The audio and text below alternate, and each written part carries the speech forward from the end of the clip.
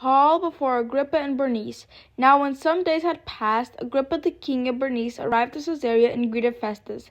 And as they stayed there many days, Festus laid Paul's case before the king, saying, There is a man left prisoner by Felix. And when I was at Jerusalem, the chief priests and the elders of the Jews laid out their case against him, asking for a sentence of condemnation against him. I answered them that it was not the custom of the Romans to give up anyone before the accused met the accuser's face to face and had opportunity to make his defense concerning the charge laid against him.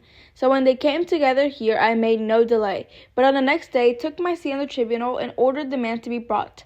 When the accusers stood up, they brought no charge in his case of such evils as I supposed. Rather, they had certain points of dispute with him about their own religion and about a certain Jesus, who was dead, but whom Paul asserted to be alive. Being at a loss how to investigate these questions, I asked whether he wanted to go to Jerusalem and be tried there regarding them. But when Paul had appealed to be kept in custody for the decision of the emperor, I ordered him to be held until I could send him to Caesar. Then Agrippa said to Festus, I would like to hear the man myself. Tomorrow, said he, you will hear him. So on the next day Agrippa and Bernice came with a great pomp, and they entered the audience hall with the military tribunes and the prominent men of the city.